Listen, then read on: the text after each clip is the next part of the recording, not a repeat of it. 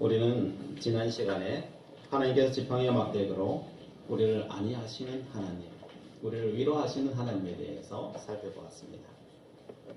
하나님께서는 친히 지팡이와 막대기로 우리를 친히 돌보시고 계십니다.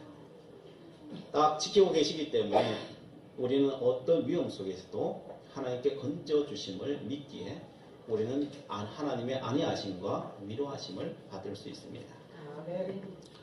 그런데 우리는 살아가면서 이렇게 보이는 것처럼 목자가 우리 앞에 딱 서서 지팡이 막대기를 딱 들고 우리 앞에서 어떤 맹수나 어떤 잘못된 길로 갈 때 우리를 지키시고 보호하시는 거 딱 눈에 보일 때가 있어요.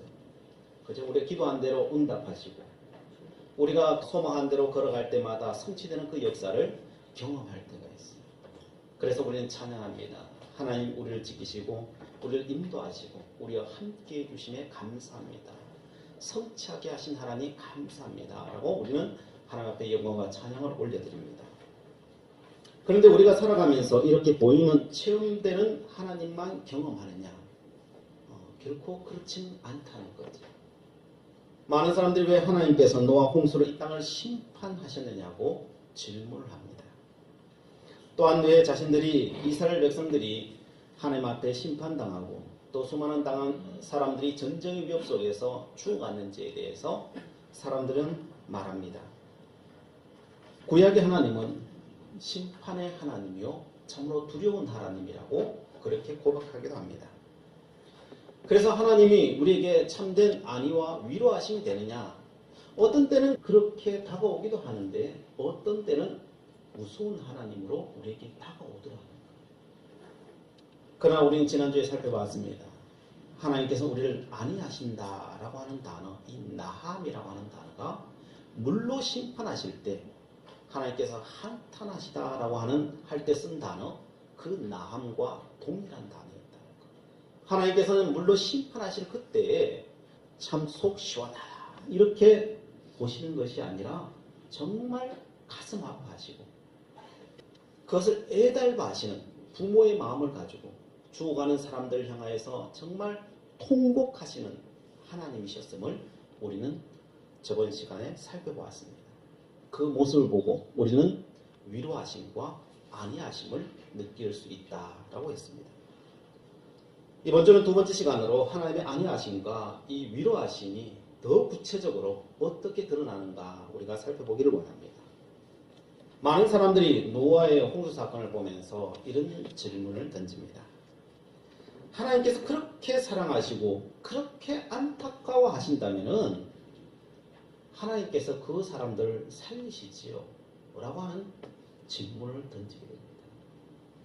그 사람들 쓸어버리지 아니하시고 홍수를 보내지 아니하시면 되지 않습니까? 왜 다 쓸어버리시고 홍수 보내시면서 그렇게 그냥 안타까워만 하고 계십니까? 그러면서 하나님 사람들이 죄를 지어서 그렇죠. 그러면 사람들이 질문합니다.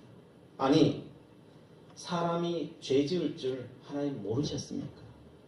하나님 창조하실 때 그러면 사람이 그 죄 지어서 심판당할 자리에까지 갈 줄 하나님 모르셨습니까? 라고 사람들은 질문을 합니다. 하나님 다 알고 지으셨잖아요. 하나님이 그걸 모르셨다면 하나님이 하나님이시겠습니까? 하나님은 하나님이시기 때문에 그것을 절대로 모르지 않지 않습니까? 다 알고 만드셨지 않습니까? 라고 합니다. 그러면 물로 다 심판하실 거면 왜 만드셨습니까? 물로 다 심판하시면서 안타까워 하시는 것으로 모든 것을 퉁쳐버리신다면 그러면 당하는 사람들은 너무 억울하지 않습니까? 그렇게 하시는 것은 어찌 보면 가진 자의, 창조자의 좀 어떻게 보면 고약한 치미가치도 느껴지십니다. 라고 하는 것이 인간의 솔직한 고백이더라는 거예요. 안타까운 마음을 가진다 해서 그 책임이 벗어질 수 있는 문제는 아니더라는 거예요. 어떻게 생각하십니까? 그 안타까움을 가진다고 해서 우리가 안위하심과 위로하심으로 다 해결된다고 생각하십니까? 포장만 본 듯한 선물 상자 같은 느낌이 들더라는 거예요. 그래서 안 믿는 사람들이 가장 많이 공격하는 것이 그 부분이에요. 그러면서 하나님은 사랑의 하나님이시라고 하시는데 하나님은 사랑의 하나님보다도 심판의 하나님, 두려우신 하나님, 그렇게 느껴지는 것이 구약 성경을 보고 느끼는 감정이라는 거예요. 실제로 노아 홍수 때 누구만 살아남았습니까? 다 죽고 노아와 노아의 가족들 한 8명 정도만 살아남고 다 죽었어요. 그리고 동물들, 일부의 동물들만 남고 다 죽었지 않습니까? 저들이 죄가 있었다 하지만 너무 억울하다는 거예요. 죄가 있었다 할지라도 저렇게까지 완전히 다 물로 심판해 버리실 정도냐는 거죠. 그 중에는 노아보다 못했지만은 노아 수준만큼 가려고 하던 발버둥치는 사람도 분명히 있었을 건데 그렇잖아요. 다 똑같을 수 없잖아요. 죄악이 있다 한들 높이를 따진다고 하면은 그걸 어떻게 설명할 거냐는 거죠. 여기에 예수님께서 이런 답을 주셨어요. 우리 요한복음 17장 한번 찾아보겠습니다. 요한복음 17장. 우리는 이성적으로는 도저히 이해가 안 돼요. 이 부분이 사실은 안 되는데 주님의 말씀에 근거해서 이 부분을 우리가 해석해 보기를 원합니다. 요한복음 17장 요한복음 17장 12절 한번 보겠습니다. 자, 함께 읽어보겠습니다. 시작. 내가 그들과 함께 있을 때 내게 주신 아버지의 이름으로 그들을 오전하고 지키었나이다. 그 중에 하나도 멸하지 않고 다만 멸망의 자식뿐이오니 이는 성경을 응하게 함이니이다. 아멘. 이 요한복음 17장은 예수님께서 하나님 앞에 기도하는 거예요. 그것도 마지막 십자가에 달리시기 전에 하나님 앞에 기도하는 장면. 그 기도하는 장면 중에 한 대목이 오늘 12절 말씀이에요. 하나님께서 나를 왜 보내셨는가? 그 목적에 대해서 이야기하시기를 하나님께서 나를 내게 주신 이 땅을 내게 주셨는데 예수 그리스도께 주셨는데 왜 주셨냐? 지켜야 될 사람은 다 지키게 하시고 구원해야 될 사람들을 다 구원하게 하시기 위해서 하나님께서 나를 이 땅에 보냈다. 그리고 그 예수님께서는 이 땅에 오셔서 지켜야 될 사람들 한 명도 빼지 않고 다 지켰다. 하나님 내가 다 지키는 거 아시지? 내가 다 지켜냈습니다. 심판받을 사람들 있는데 그 사람들은 그렇게 심판받게 됐을 것이고 그러나 내가 지켜내야 될 사람들 하나님께서 나에게 명하신 사람들이 있다면 한 사람도 빼놓지 않고 내가 다 지켜냈다는 겁니다. 이 부분에 이해 가십니까? 예수님의 말씀을 보면은 이해 가죠. 그죠? 다 이해 가요. 근데 노아 홍수 사건과 이것과 연관시켜버리면은 이해 갈까 안 갈까요? 안 가요. 그러면 예수님의 그 십자가의 그 크신 은혜가 8명 구원시키고 99.99999%는 다 물에 수상시키고 멸망시키고 8명 구원시키자고 예수님께 십자가에 달리셨습니까? 이해되나요? 이해가 안 돼. 그 예수님의 구원의 사건이 온 인류 8명 구원시키는 것으로 끝나버리면은 그게 이해가 되냐고요 이게. 근데 우리는 어떻게 생각해요? 8명 구원하고 99.999% 예를 들어서 수십억은 다 죽어나가는 심판당하는 우리 이렇게 받아들인다고. 그러니까 억울한 거예요. 그게 말이 되냐고요. 그러니까 우리는 그 억울함 속에서 하나님의 두려운 하나님으로 우리에게 다가와 있어요. 이걸 어떻게 풀어야 될까요? 성도 여러분, 성경을 단순히 나타나 있는 그 문자 그대로 성경을 보아서는 안 돼요. 철저히 하나님의 말씀, 그 약속을 근거해서 그 안경을 쓰고 그 내용을 살펴봐야 돼요. 그러면 그 내용이 전혀 달라진 거예요. 전혀. 여러분, 이 노아 홍수 사건을 다른 걸로 제가 바꾸어서 이야기 드리겠습니다. 이스라엘 민족이 출애굽을 했어요. 광야에 하나님께 놀라운 구원의 은혜를 받아서 광야에 딱 들어갔어요. 그런데 그 광야에서 벗어난 사람은 몇 명 벗어났을까요? 2명. 그 이름이 뭘까요? 여호수아와 갈렙. 이 두 사람만 그 광야를 벗어났어요. 다른 사람들은 다 불순종해서 그 광야에서 다 죽었어요. 자, 표면적으로 보면은 누구만 구원받았어요? 여호수아와 갈렙만 구원받았어요. 표면적으로 보면 여호수아와 갈렙. 죽은 사람 중에 누구도 포함되어 있을까요? 모세도 포함되어 있어요. 모세 가나안 땅 못 들어간 이유가 뭐예요? 불순종했기 때문에. 그래서 모세도 못 들어갔어요. 그럼 모세가 지옥 갔나요? 지옥 가지 않았다는 확실한 증거가 있죠? 예수님이 변화산에 갔을 때 나타나신 분이 두 사람인데 누가 나타났어요? 엘리야와 모세가 나타났어요. 모세는 분명히 구원받았어요. 주님께 그걸 다 변화산에서 증언했죠. 아니 불순종했는데 지옥 안 가고 천국 갔다니까요. 두 명만 구원받은 게 아니라는 거예요. 이스라엘 민족 출애굽 한 대부분의 사람 구원받았어요. 고라와 그 일당들, 땅이 삼킨 자들, 그 몇 사람들 빼고는요 다 구원받았어요. 우리가 생각할 때 하나의 물로 심판했다 그러니까요. 우리는 그 사람이 다 지옥 갔다 생각해요. 이게 착각이에요. 여러분 성경에서 우리 보고 사랑하라라고 이야기했어요. 믿는 자들은 서로 사랑하라고 이야기를 하죠. 자, 그러면 사랑의 반대말이 뭘까요? 많은 사람들은 사랑의 반대말을 심판이라고 생각해요. 심판. 그래서 그 심판을 두려워해요. 그런데 사랑의 반대말은 심판이 아니고요. 무관심이에요. 무관심. 사랑하지 않으면요. 관심이 없어요. 심판도 뭘까요? 심판도 관심이에요. 관심 없으면 심판 안 해요. 그걸요.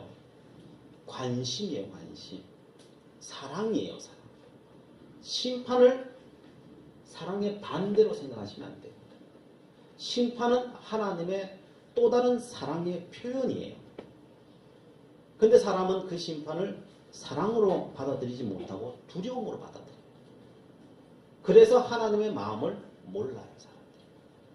노아 홍수를 그러면 어떻게 받아들여야 되겠습니까? 하나님께서 무관심으로 그대로 버려두셨다면 어찌 되었을까요? 사람 스스로는 다 자기의 죄 때문에 멸망당하고 말았습니다. 다른 어떤 사람 때문이 아니에요. 죄악이 관영했어요. 사람의 마음에 생각하는 게 다 악했어요. 그대로 놔두면요. 자기들끼리 치고받고 다 해서 자기들끼리 다 죽어버리고 있어요. 심판당한다니까요. 끝나버린다니까요. 그래서 하나님께서 뭘 가져오셨을까요? 홍수를 가지고 오신 거예요. 홍수를 가지고 와서 뭘 하셨을까요? 그 사람들 다 살려내는 거예요. 어떻게 홍수를 가지고 다 살려내요? 홍수를 쓸어버리자 사람들은 그때 뭐가 들었을까요? 정신이 번쩍 드는 거죠. 노아가 말했잖아요. 심판이 온다고. 회개하는 자들마다 방주에 타는 자들마다 구원을 얻는다고. 주님 앞에 돌아오라고. 하나님 앞에 돌아오라고. 근데 안 듣잖아요. 듣긴 들었는데 안 듣잖아요. 모르잖아요. 근데 홍수가 오니까 어떻게 해요? 그때서야 하는 거죠. 아하, 노아가 말했던 것이 진짜구나. 이 상황 속에서 살 길이 뭔가? 하나님을 찾는 거죠. 죽어가면서 뭘 했겠어요? 하나님을 찾았겠죠. 죽어가면서 하는 거죠. 죽어가면서 뭘 이루셨어요? 구원을 이루셨겠죠. 가만히 놔뒀으면 다 죽어요. 그러나 하나님은 홍수를 보내셔서 다 살리시는 거예요. 이게 보이세요? 홍수를 통하여 하나님이 살리시는 것이 보이세요? 하나님께서는요, 이 육은 잠시 약간 빨리 죽었을지 몰라요. 그러나 하나님은 그 영은 다 살리십니다. 이걸 어떻게 알 수 있을까요? 호세아서 6장 1절에 보면 이렇게 되어 있습니다. 오라 우리가 여호와께 돌아가자. 여호와께서 우리를 찢으셨으나 도로 낫게 하실 것이요 우리를 치셨으나 싸매어 주실 것입니다. 라고 말씀하셨어요. 사람들은 하나님의 마음을 잘 몰라요. 하나님께서 어떻게 우리를 사랑하시고 우리를 위로하시는지 잘 몰라요. 그냥 다가오는 게 힘드니까 그냥 두렵기만 해요. 그러나 하나님은 결코 그런 하나님이 아니라는 거예요. 그래서 호세아를 불러서 내 마음 좀 알려줬으면 좋겠다, 사람들에게. 근데 너가 내 마음이 안 되고서는 어떻게 알겠니? 그걸 전달해 주겠니? 그러니까 너가 친히 경험하고 친히 전해줘라. 그래서 누구를 데려와서 아내를 삼으라는 거예요? 창녀 고멜을 데려와서 너 아내 삼으라는 거예요. 도저히 이해 안 되죠. 아니 저 사람을 내가 왜 데려가, 선지자가, 그것도 선지자가 저런 사람을 내 아내로 삼습니까? 근데 하라는 거예요. 그래야 너가 내 마음을 한다. 그게 예수 믿든 예수 안 믿든 그게 인류의 모습이에요. 인류의 모습이 이뻐서 잘나서 우리를 건져주시는 게 아니라는 거예요. 우린 다 창녀 고멜과 같은 죄악된 사람들이라는 거예요. 거기서 구원받았다는 거예요. 데리고 왔어요. 자식을 낳았어요. 그러면 이제는 옛 습관을 버리고 잘 살아야 될 거 아니에요. 거기서 건져주셨으면은. 근데 고멜이 집에 있어요? 안 있어요. 자식 내버리고, 남편 내버리고, 자식 내버리고, 또 나가버려요. 그리고 남편 아닌 남편을 데리고 살면서, 거기서 또 잘 살면 몰라. 거기서 가진 학대받으면서, 거기서 죽어라 그러면서 살고 있는 거예요. 너무 불쌍하게 사는 거예요, 거기서. 그래서 하나님 또 시킵니다. 가서 고멜 데리고 와라. 갔더니, 돈 내놓고 데리고 가래. 아니 돈 받고 데리고 와야 되는데 도리어 돈 내놓고 데리고 가래. 그래서 집에 가가지고 없는 재산 이제 다 팔아가지고 그 돈 가지고 가서 그 고멜을 사오는 거예요. 아니 이 말이 되냐고. 이게 말이 안 되는데 하나님은 그렇게 하래요. 하루에도 100번 이혼해도 신통참을 판국이에요. 그런데 나 집 나갈 때마다가 돈 싸들고 가가지고 데리고 와야 돼. 데리고 와요. 그걸 하래요, 하나님께서. 그게 누구의 마음이라고요? 그게 하나님의 마음이라고요. 나는 너희들을 그렇게 사랑한다는 거예요. 너가 그 마음 그대로 가지고 이스라엘 백성에 전하라는 거예요. 우리를 구원하실 때, 하나님 우리를 사랑하실 때, 우리의 죄악을 보고 하나님 그냥 심판하시고, 우리의 선함을 보고 구원하시고, 하나님 그런 거 아니라는 거예요. 하나님 우리를 심판하실 때 우리의 잘잘못으로 끝내시는 분이 아니시라는 거예요. 끝까지 기다리시는 분이요. 끝까지 찾아오시는 분이라는 거예요. 언제까지요? 구원함에 이룰 때까지. 그래서 오라 우리가 여호와께 돌아가자. 여호와께서 우리를 찢으셨으나 도로 낫게 하실 것이요. 우리를 치셨으나 싸며 주실 것입니다. 그렇습니다. 하나님은 물로 심판당해도 거기에서 낫게 하신 하나님이라는 거예요. 물로 치셨지만은 거기에서 싸매어 주시는 하나님이라는 거예요. 그 물로 심판하시는 게 끝이 아니에요. 그 물을 통하여서 구원해내시는 분이 하나님이시라는 거예요. 그 물을 통하여서 정화하시고 다시 새로운 민족을 만들어내시는 분이 하나님이시라는 거예요. 그래서 거기서 누구를 세워요? 노아를 세워서, 거룩한 노아를 세워서 새로운 시대를 만들고 계신 하나님이죠. 다 구원하시는 거예요. 여러분, 징계가 심판이 끝이라고 생각하지 마십시오. 성경 어디에도 그 징계가 끝이라고 말한 적이 한 번도 없어요. 히브리서 12장 6절부터 8절에 이렇게 말씀하십니다. 주께서 그 사랑하시는 자를 징계하시고 그가 받아들이는 아들마다 채찍질 하심이라 하였으니 너희가 참음은 징계를 받기 위함이라.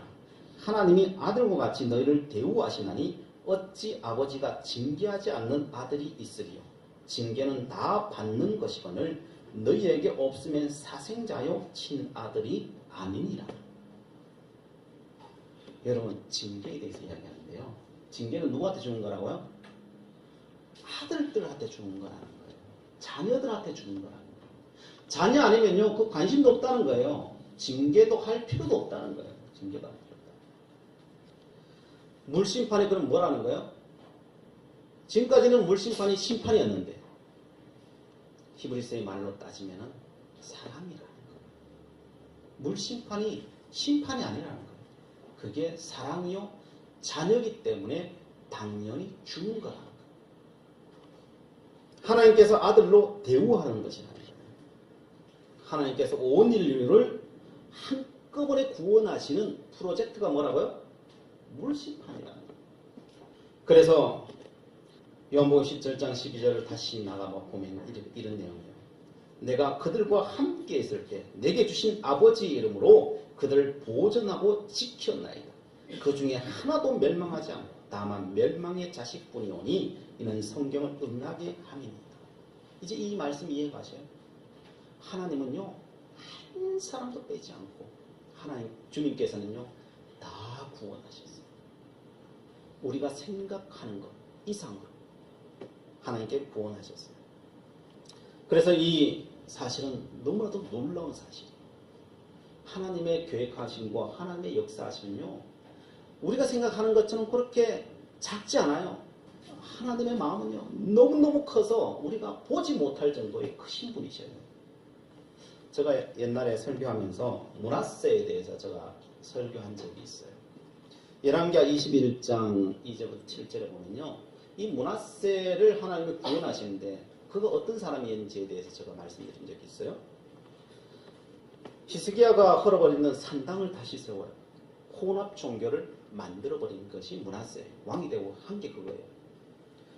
바알단을 세웠고요. 아세라 목상을 세웠어요. 1월 성신을 숭배하도록 만들어요. 예루살렘 성소에 그것도 그냥 뭐 어디 산에 갖다 세우는 게 아니고요. 예루살렘 성소에 그걸 갖다 세워버려요. 성소 안에다가 그것도 1월 성신을 갖다 집어넣어버려요. 이런 회영 무도한 인간이 어디 있어요. 그리고 인신제사를 드려요. 사람 아들을 잡아서 몰렉 제사라고 그러죠. 이방의 제사인데 사람을 태워주고 그것도 아들을 태워주고 그런 일을 자해요. 그리고 점치고 사수를 행하고 막 이런 것들을 하나님 앞에 공공연하게 해요. 사람을 죽이는데 예루살렘 이쪽부터 저쪽까지 자기 마음에 안 드는 사람들 다 죽여버려요. 그게 므낫세예요. 이 저지른 죄악이 백성들이 얼마나 큰지 백성들이 다 쫓아서 우상 숭배해요. 자기 하나만 망하면 되지 백성들까지 다 망하게 그 길을 인다. 그래서 우상을 숭배하는 것이 이방인들보다 더 심했다라고 표현해요. 이방인들. 전해준 이방인들보다 더 심하게 잘 믿었다. 그래서 많은 선지자들이 일어났겠죠. 므낫세 왕이여 그렇게 하면 안 됩니다. 안 됩니다. 그러면 다 죽여버려요. 그때 누구도 죽어요? 이사야 선지자도 통에 갇혀서 톱으로 썰어 죽였고 그렇게 죽인 게 므낫세예요. 그 손자 때에 요시야 왕이 일어나죠. 그것을 다 정리해버려요. 그런데 전후무하게 그렇게 그 할아버지의 그 모든 일을 다 소탕했음에도 불구하고 그때 그 죄악이 얼마나 컸던지 하나님의 마음이 안 풀어져요. 그렇게 했음에도 불구하고 안 풀어져요. 그래서 남유다를 하나님께서 그냥 멸망시킬 것이다 라고 했어요. 그러나 여호와께서 유다를 향하여 내리신 그 크고 타오르는 진노를 돌이키지 아니하셨으니 이는 므낫세가 여호와를 경노하게 한 그 모든 경노 때문이다. 여호와께서 이르시되 내가 이스라엘을 물리친 것 같이 유다도 내 앞에서 물리치며 내가 택한 이 성 예루살렘과 내 이름을 거기에 두리라 한 이 성전을 버리리라. 그래서 정말 버려버려요. 바벨론이 쳐들어와가지고 그냥 다 아수라장을 만들어요. 그런데 므낫세가 회개하냐? 안 해요. 그냥 묶여서 질질질 끌려가 바벨론 땅까지 가요. 항복을 할 줄 모르는 사람, 이 사람. 그리고 그 땅에 가서 조금이라도 희망이 있었으니까 그랬겠죠. 그런데 바벨론 땅에 가서 있어 보니까 자기에게 아무런 희망이 없어요. 절망밖에 없어요. 그 절망 앞에서 그가 깨닫기 시작해요. 내가 뭘 잘못하기는 잘못했나 보다. 거기 가서 느낀 게 그거예요. 거기 가서 그것도 나라 다 망하고 싹 다 끝난 뒤에 아무것도 없다는 것을 아는 그 절망 속에서 내가 뭘 좀 잘못했긴 잘못했는가 보다. 이 정도 수준이 이 정도 수준. 그래서 12절 13절 이렇게 말합니다. 열왕기하 33장 10절에 그가 환난을 당하여 그의 하나님 여호와께 간구하고 그의 조상들의 하나님 앞에 크게 겸손하여 기도하였으므로 하나님이 그의 기도를 받으시며 그의 간구를 들으시사 그가 예루살렘에 돌아와서 다시 왕위에 앉게 하시며 므낫세가 그제서야 여호와께 하나님이신 줄 알았더라. 그제서야 하나님인 줄 알았더라. 다 망했는데, 다 죽었는데, 그 정도 되면은 하나님이 이 므낫세 살려둬야 되겠어요? 구원해야 되겠어요? 구원한 게 이상하지. 안 그러겠어요? 구원한 게 이상하지. 근데 그 므낫세를 하나님 구원하셨다고 안 구원하셨다고요? 구원하셨다. 이게 뭐 우리 남의 나라 역사니까 우리 잘 근데 자기 선조들의 이야기라고 생각하면요, 이 므낫세 보면 어떤 생각이 들겠어요? 막 이가 바득바득 안 감리겠어요, 사실요. 저 사람을 구원하는 거 하나님 있을 수도 없는 이야기입니다. 그렇지 않겠어요? 근데 하나님 그 영혼을 구원하셨대요. 하나님은 어떤 마음이시기에 그런 사람을 구원시키냐고요. 그럼에도 불구하고 하나님 구원하셨어요. 그러면 노아 홍수에 쓸려가던 그 많은 수많은 사람들 하나님 구원하셨을까요? 안 하셨을까요? 구원하셨겠죠. 당연히 구원하셨겠죠. 하나님의 안위하심과 위로하심이 어딘지 보이십니까? 하나님께서 우리를 얼마나 참으시고 우리를 얼마나 지키시는지 보이십니까? 하나님의 지팡이와 막대기가 그냥 조그마한 지팡이 막대기 한 개 들고 이렇게 지키는 것이 아니라 온 우주를 지팡이 삼고 막대기 삼아서 우리를 지키고 계시는 게 보이셔요. 이게 이 하나님께서 우리는 목자의 지팡이와 막대기 그 지키심을 우리는 보아야 합니다. 우리는 많은 경우 우리가 지킴받는 걸 내 의를 가지고 내 자신을 지킨다고 생각해요. 내 의를 가지고 지킨다. 여러분, 우리가 우리 자신을 우리의 의로 우리를 지키는 존재가 아니에요. 하나님의 지팡이와 막대기가 우리를 지키심을 믿으시기 바랍니다. 우리에게 강조점을 주면 안 돼요. 그렇다고 우리가 죄짐에 살아가는 소리가 아니에요. 하나님의 구원하심은 하나님의 지팡이와 막대기에 있는 것이지 그 양에게 있는 게 아니에요. 양은요, 지금 우리가 시편 23편을 보잖아요. 양은 어리석어요. 한치 앞에 안 보여요. 그래서 길을 못 찾아요. 왜? 눈이 어두우니까요. 그래서 날마다 가라는 길은 안 가고 엉뚱한 데로 간다니까요. 조금 가다가 넘어지면 일어나지도 못하고 어디에 물이 있는지 어딘지 모르고 몰라요. 양의 유일한 길은 뭔지 아세요? 목자의 음성이에요. 목자의 음성. 다른 어떤 것이 아니에요. 뭘 잘 보기 때문에 똑똑하기 때문에가 아니고요. 그냥 목자의 음성만 따라가면요. 거기 푸른 주장이 있고 실만한 물가가 있는 거예요. 목자가 양이 딴 길로 가는 게 어찌 보면 당연한 거예요. 그래서 양의 구원함은 양에게 있지 않아요. 철저히 목자 되시는 아버지께 있어요. 목자 되신 아버지께서 모든 이리떼들로부터 지팡이와 막대기로 지켜내요. 그리고 다른 곁길로 가려면 못 가도록 그 지팡이와 막대기에 막아요. 그렇게 해서 살아요. 양은 그렇게 해서 사는 거예요. 그렇게 해서 구원받는 것이고 그렇게 해서 안위하심과 위로하심은 없는 거예요. 그래서 우리는 하나님의 구원 사건을 하나님의 그 심판하시는 그 물심판 속에서도 하나님께서 우리를 어떻게 구원해내시는가를 우리는 보셔야 합니다. 그리고 우리가 보이는 것, 우리의 현실 속에서 보이는 것 너무 억울하게 생각하지 마세요. 우리는요, 노아의 홍수를 심판의 관점으로 보면요 너무 억울해요. 억울해요. 그러나 하나님의 사랑의 관점으로 보면요 그게 억울한 게 아니에요. 하나님의 사랑하심과 하나님의 구원의 사건이 들어요. 그러므로 우리가 보이지 않는 것 어떻게 믿어야 될까요? 믿음을 가지세요. 하나님께서 어떻게 우리를 구원해내시는지, 예수님께서 우리에게 어떤 말씀을 하셨는지, 호세아를 통해서 우리에게 어떻게 말씀하고 계시는지 여기에 집중하십시오. 여기에 강조점을 두십시오.